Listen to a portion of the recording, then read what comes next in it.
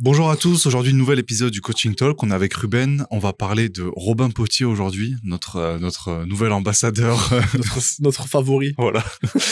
Non, aujourd'hui on fait un petit épisode sur Robin, là tu vas pas tarder à passer les 1 an avec Robin. Ouais, en août. En août, et on voulait lui dédier un épisode parce que c'est l'un de nos athlètes qualifiés en Indiv aux affiliates et un de nos athlètes aussi qui a porté un petit peu la team au Wodapalooza, c'est lui qui s'est occupé de structurer et tout. Ouais.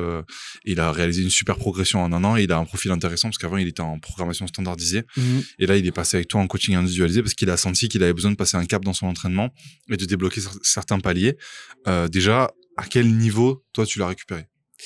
Alors, je l'ai récupéré en août 2024 après les affiliates. Il venait de faire les Wodapalooza, donc une victoire au Wodapalooza en team inter et les affiliates en Elite Homme, et il avait un niveau... Elite Team Homme. J'ai dit quoi? Elite Homme. Elite Team Homme, pardon. Et il avait un niveau, je crois qu'il avait fait 60e français aux Open, ce qui est quand même assez bon. Mais il avait... disons que ses résultats sportifs très bons en team étaient suffisants pour de la team, mais il voulait passer sur le niveau supérieur qui était se qualifier en indiv sur ces compétitions-là, donc affiliate, Marseille, etc. Et il avait encore quelques trous dans son fitness qui... En team, ça passe, tu peux te cacher un peu derrière, mais en individuel, ça passe pas. Et il avait cette envie de passer ce palier. Il faisait une programmation standardisée et pour passer ce palier-là, il avait envie de passer sur de l'individualisé. On s'était déjà parlé aux affiliates 2023, tous les deux. Il était venu me voir en me disant qu'il aimait bien nos vidéos, etc. Et aux affiliates 2024, du coup, on s'était revus, on s'était redit bonjour, etc. Et il avait décidé de me contacter après. Et puis après, en termes de chiffres même, quand j'ai fait la semaine de test avec Robin, on avait par exemple un très bon niveau en run pour un athlète lourd, car faut savoir qu'il est pompier de Paris, Robin, donc une vie particulière quand même. Les pompiers de Paris, ils courent à chaque fois qu'il a une garde, il parcourir en peloton. Et du coup, ce qui fait qu'il a un très bon run pour son gabarit, il fait 95 kilos, 5 km en moins de 19,30, 19,20.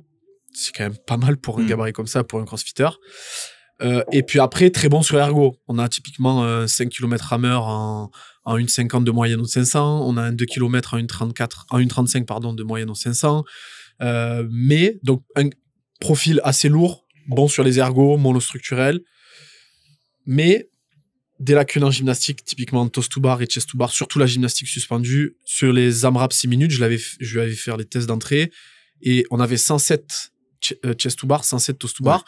Alors, en soi, vous pouvez vous dire, bon, 6 minutes sans reps, c'est pas mal, mais pour se qualifier sur des compétitions individuelles avec les affiliates, c'est minimum 120 reps. Okay. Minimum. Et 13 reps sur un test de 6 minutes, si un jour vous testez le test, 13 reps, vous verrez que c'est vraiment beaucoup sur ce test. C'est 2 reps de plus par minute. C'est 2 reps de plus par minute. Quasiment. Ouais. Mais dit comme ça sur le papier, ça paraît peu. Ouais. Mais quand vous le faites, vous voyez que 2 reps par minute, c'est beaucoup. Surtout plus on augmente en niveau, c'est dur d'aller chercher, quoi. Et puis, il avait un gabarit lourd, donc de la force, mais quand même des lacunes sur ce qui peut paraître contradictoire, des lacunes sur la force dans le sens où on avait un squat à 180, mais un deadlift à 190, donc grosse lacune sur le deadlift. Et puis, tous les watts de deadlift léger, c'était vraiment une grosse faiblesse pour lui. Et un blocage au snatch à 110, où il était bloqué depuis longtemps sur cette barre-là. Ok. Voilà. Et du coup, on avait décidé d'une part, quand on a commencé ensemble, je me suis dit, bon, déjà, on va faire en sorte de débloquer ce deadlift, de faire en sorte d'avoir un deadlift correct. Et puis ensuite, on essaiera de le transférer sur l'haltéro. Donc, on est passé de 190 en 3 mois à 230 au deadlift. Et ça l'a beaucoup aidé. Là, actuellement, on ne travaille plus sur sa force max au deadlift, on travaille sur sa capacité à cycler des barres comme 80-100 kg sur beaucoup de reps. Et puis le squat, on est passé de 180 à 175 x 3. Et puis le snatch, 110, c'était son max. On avait fait un premier PR avec Svetan quand il était venu faire le premier training camp au mois de novembre. On avait fait un PR plus 3. À 113 du coup. Mais au Wodapalooza, il y avait le WOD avec les overhead squats. Donc toi, tu étais là, Théo, et il y avait 10 overhead squats à faire à la fin du WOD à 110 kg. Et il a réussi à la snatcher et derrière faire les 9 overhead squats pour faire les 10 reps. Et c'était énorme parce que moi, je m'y attendais pas du tout. Lui non plus, il pensait pas être capable de le faire. Et il a réussi à le faire. Après, il faut savoir que Robin, c'est un profil où, quand il est dans la compétition, il est beaucoup plus fort que quand il est dans sa boxe. C'est un athlète de compétition. Ouais, c'est un athlète. C'est un mec qui a besoin du floor, il a besoin de l'énergie des gens, il s'en nourrit et au contraire, seul chez lui, il va faire des moins bons scores parce qu'au final, ça le drive pas. Totalement, c'est un athlète totalement différent. Et ça le stresse pas du tout. Ouais. Enfin, j'ai l'impression en tout cas que ça le stresse moins. En fait, il arrive à se nourrir du stress pour se sublimer. Et typiquement, l'exemple des overhead squats à 110, c'est clairement ça. Ouais, c'est clairement ça. Et puis, une autre grosse faiblesse qu'on avait décelée aussi, c'était les burpees. On avait 100 bar facing burpees en 6,33. Pour un athlète qui vise une qualif individuelle aux affiliés de battle, c'est trop faible. Et sur les 40 burpees box jump over de la partie 1 de la KF des affiliés, il a réussi à les faire en moins de 3 minutes, en quasiment 2 minutes 30, ce qui est en soi une énorme progression, parce qu'en plus, derrière, il a réussi à marcher sur les mains. Ouais, c'est ça. Puis c'est pas 40 burpees box jump for time, c'est 40 dans le WOD. Ouais. Et c'était le dernier mouvement, avant le handstand walk. Avant le handstand walk, ouais. C'est ça. Oui, c'est ça. Et non, super intéressant, très belle progression. Et donc, t'as pas retesté le 100 for time? Non, on l'a pas retesté parce qu'en fait, on a eu la période compétitive qui est arrivée. Et en fait, comme test pour voir s'il était prêt pour les qualifs, et il a été prêt parce qu'il a fait de très bonnes qualifs, que ce soit affiliate ou French en team, j'avais des EMOM références que moi j'utilise et que je notais comme EMOM référence. Lui, il appelait ça les EMOM qui lui faisaient avoir des pensées sombres envers moi. C'était ce qu'il me disait après les EMOM. Mais en gros, c'est des EMOM où je prends les scores qu'ont fait les athlètes qui ont le niveau que lui vise sur des WOD des Open ou sur des WOD de qualif des années précédentes. Et je calcule le temps le nombre de secondes à la répétition. Je calcule ça et je fais un EMOM avec ça. Et en fait, le but, c'est qu'ils réussissent, que ce soit pour lui ou les autres athlètes qui cherchent à se qualifier sur des grosses compètes, qui réussissent à rentrer ces EMOM, et ça donne une bonne référence pour savoir sur leur état de forme et est-ce qu'ils sont prêts pour la qualif. Et typiquement, comme exemple, j'ai là, par exemple, pour Robin, là, c'était un peu plus axé sur ses faiblesses, mais EMOM 3 minutes, 8 deadlift à 100, 8 bar facing burpee dans la minute, 1 minute de repos, EMOM 3 minutes, 10 et 10, et puis repos 2 minutes, et ensuite EMOM 5 minutes, 8 thrusters à 60, 8 chest to bar. Donc là, c'est clairement au calcul. Il faut qu'il soit capable de rentrer ce nombre de répétitions dans cette fenêtre de temps, dans cet EMOM. Et si ça rentre, c'est plutôt bon signe pour le suite de la saison. Et toutes les semaines, on avait quelque chose comme ça. Et si ça rentre pas? Si ça rentre pas, on retourne bosser sur d'autres types d'intervalles, d'autres types de développement. Et on essaie au fur et à mesure des semaines, de le faire rentrer. Ok. Et là, donc... Robin, il est passé gagner en team inter à passer en team RX. Et le vrai travail de fond, son objectif principal de l'année, c'était qualification aux affiliés de battle en Endiv. Donc, du coup, le but, c'est de cocher toutes ces cases pendant la saison, entre guillemets, off, en termes de force, de temps sur des efforts dissociés, genre 100 bar facing burpee, 6 minutes chest to bar et tout. Et après, d'allier tout ça vers la compétition. C'est ça. Là, on est le 14 mai. Pour toi, il est prêt à combien de pourcents pour sa compétition sur le floor? Il est qualifié. Donc déjà, il est qualifié. C'est c'est un beau truc parce que c'était très serré cette année pour passer. Il l'a refait. Il l'avait refait, ouais. On l'a fait 2 fois. Et le but, c'était de réussir à rentrer dans les wall balls. Et la dernière fois qu'il a fait, sur la première partie, il a réussi à faire 11 wall balls. Ouais. Et l'overhead squat, on avait visé... alors lui, il voulait faire 120. Moi, j'avais dit franchement... Dans le WOD, c'est chaud, 116, 117 sera bien. Il a réussi à valider ça. Ouais. Et puis, surtout, là, la surprise, c'était réussir à faire moins de 4 minutes sur le dernier WOD, sachant que les toast to bar, c'est une faiblesse. Et c'est ce qu'il a réussi à faire. Il a réussi à faire 4,03. Donc, Ok, excellent. Et donc là, les derniers ajustements, du coup, il reste 2 mois avant la vraie compétition. Ça va être quoi pour toi le focus? Est-ce que déjà, il a coché tout ce que tu voulais cocher avant? Oui. Okay. Alors, déjà, il y avait un test grandeur nature qui était les Aitos Battle, où, il faut le souligner, il a réussi à faire un très joli podium. Ouais. Il a réussi à même gagner un WOD. Et certes, je voulais qu'il progresse sur la gym suspendue, comme les toast to bar, par exemple, qui est une grosse faiblesse, ou les chest to bar, etc. Mais je voulais aussi que sur ses forces, il soit fort. Parce que quand tu arrives en finale, avec le système de points, comme il y a aux affiliates, le vainqueur prend 100 points, le deuxième prend 96, etc., le event win est valorisé, ou en tout cas les top 5 dans les events sont valorisés, et il faut que dans ses forces, il soit fort. Et c'est ce que je voulais faire sur les ergos. Sur les Aetos, ça a bien marché, il a gagné le WOD EcoBike. Et du coup, ok, on va continuer à développer les toast to bar, mixer avec des barres lourds, du cycling, etc. Mais on va faire en sorte que sur l'EcoBike aussi, sur le biker, le rameur et le skier, que tu sois vraiment bon, et la course à pied. Ok. Et là, du coup, il reste 2 mois. Donc là, ça va être une grosse période d'affûtage pour lui. Ouais. C'est quoi les points sur lesquels tu as un petit peu peur sur la compétition au TAB? De gros volumes de gym suspendu, mais pas répartis sur des petites séries, plutôt sur des grosses séries, typiquement 50 toast to bar d'un coup ou 70 chest d'un coup, quelque chose comme ça. Donc ça, on essaie de travailler dessus avec des progressions de semaine en semaine. Typiquement, en ce moment, on fait des supersets où on enchaîne soit un mouvement de force d'haltéro ou de force en sous-max avec beaucoup de répétitions. Typiquement, 10 front squat à 110, on se repose 30 secondes. Et derrière, on va enchaîner une série longue de toast to bar. On répète ça 3 supersets. D'une semaine à une autre, on réduit les reps, on augmente la charge au squat. Et les toast to bar, on augmente jusqu'à réussir à faire, après 5 front squat lourds, réussir à faire 25, 30 toast to bar unbroken sans problème. Okay. Pour que justement, si dans un WOD, il y a un cheaper avec une grosse série de toast to bar, une grosse série de GHD, etc., il soit prêt. Ok. Et Robin, il est pompier, donc emploi du temps très complexe, pas beaucoup de sommeil, pas beaucoup de nuit, enfin beaucoup de nuit à la caserne, emploi du temps qui se décale tout le temps. On avait parlé dans d'autres vidéos du profil de Erwan qui était similaire. En fait, tu lui donnais des séances qui devaient rentrer dans la semaine. Après, c'était un peu à lui de voir dans la semaine comment ça se passait et quand est-ce qu'il pouvait les faire. Là, on est sur la même chose. On est sur quelque chose de différent parce que les marins de pompiers de Marseille et les pompiers de Paris, ils ont pas le même fonctionnement. Robin, lui, il a des gardes où il est 48 heures à la caserne. Puis après, il a 2 jours. Puis après, il est d'astreinte. C'est un peu un fonctionnement un peu complexe. Du coup, il m'envoie son planning un mois à l'avance, avec les couleurs pour chaque jour, un code couleur pour les jours où il est à la caserne, les jours où il est de repos, etc. Et moi, après, je cale. Donc, pour ce qui est des séances de force, haltéro, progression gymnastique, etc., ça ne changeait pas du lundi au samedi parce qu'à la caserne, il pouvait faire tout ça, tout ce qui est force et haltéro et tout. Par contre, pour les conditioning, typiquement les hard days où on avait les EMOM références, je faisais en sorte toujours de le mettre sur le 2e jour de repos, après une nuit complète, de manière à ce que ça rentre, qu'il ait le plus de chances de son côté pour que ça rentre, et qu'il prenne confiance d'une semaine à une autre. Ok. Ça, c'est très important. C'était très important, ça, pour que ça fonctionne, parce que si ces hard days-là, je les mettais après une nuit de 2 heures, ça risquait de bloquer, quoi, en fait. Oui. Et la communication, vous arrivez à, comme ça, d'un jour à l'autre, ajuster très précisément ce qui se passe sur sa semaine? Alors, ça, c'est plutôt d'une semaine à une autre? Ouais, c'est plutôt d'une semaine à une autre. Okay. Parce que j'essaye, moi, en amont, avec son emploi du temps qui m'envoie bien 15 jours à l'avance.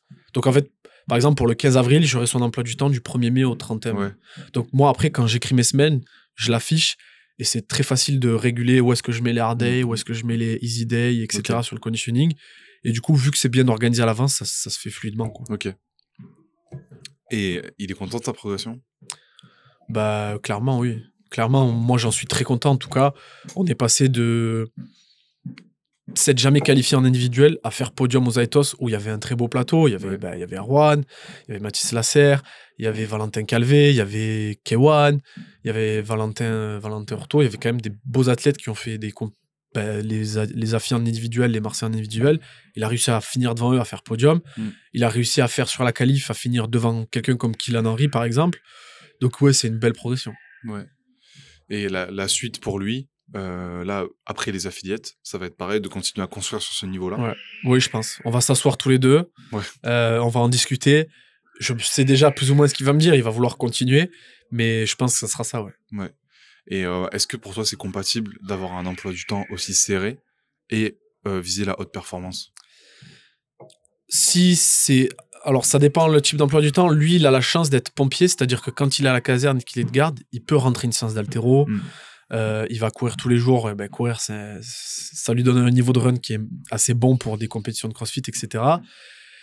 Pour un pompier, oui, c'est largement faisable s'il y a de l'organisation en amont, comme on a fait avec Robin. Pour d'autres métiers, ça va dépendre du métier que vous faites, des horaires que vous faites et de la disponibilité de votre salle, etc.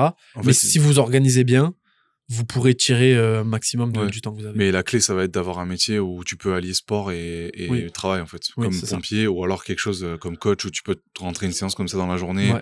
Si c'est du 8h, 19h de bureau et que après tu dois aller à la salle, c'est compliqué, quoi. Ouais, c'est plus compliqué dans le sens où le temps disponible est... Enfin, disons, c'est pas la disponibilité du temps, parce qu'il y a des nuits entières où Robin, il va être dans le camion, mais c'est plutôt dans la flexibilité.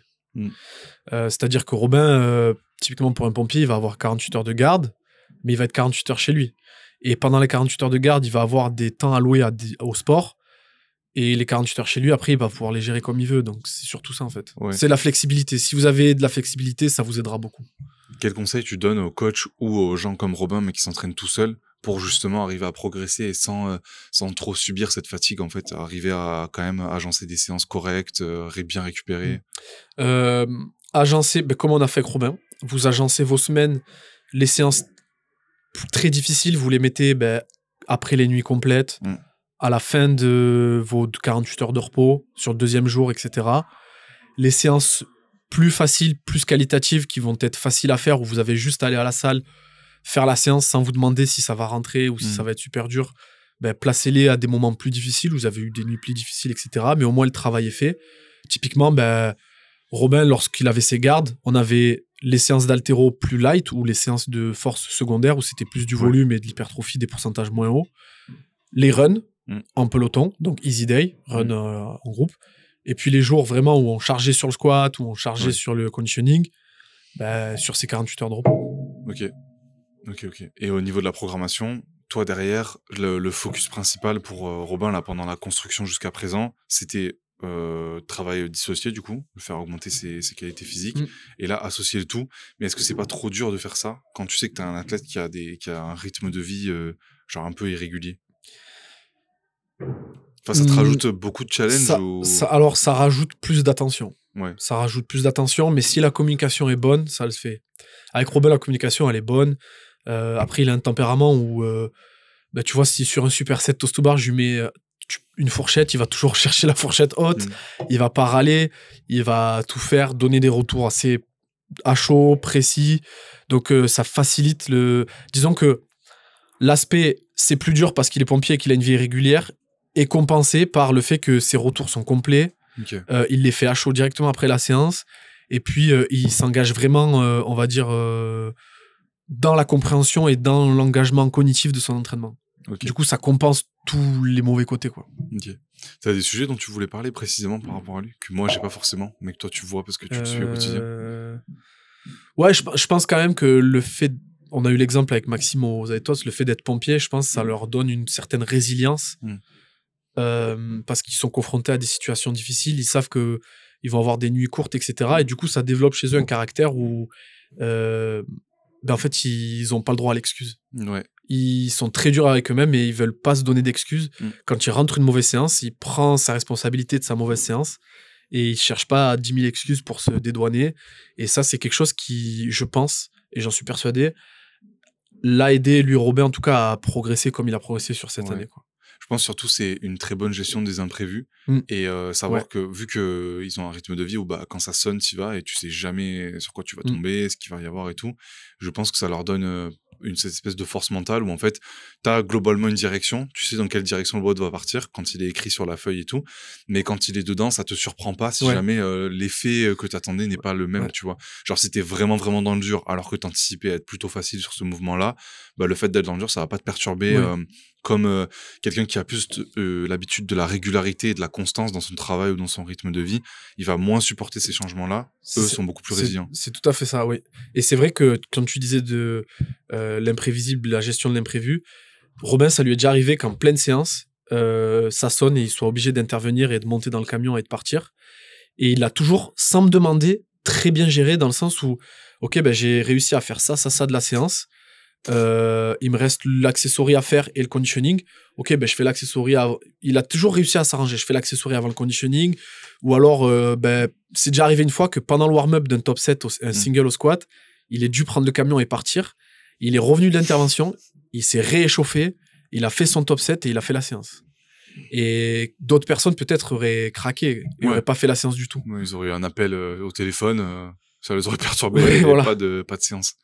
Ouais, non, mais c'est super intéressant. En tout cas, ce serait cool qu'on fasse un échange aussi avec lui, comment il vit ça et lui et voir d'autres pompiers parce que je pense que ça peut inspirer pas mal de monde sur la gestion justement des séances difficiles et de l'effort et de l'imprévu. Je pense qu'il y a trop de gens qui sont dans le confort de leur box et on les entend souvent se plaindre et tout. Et qui râlent parce qu'il n'y a pas un ergo. Ouais, ou que la barre, c'est pas leur barre préférée pour faire la gym.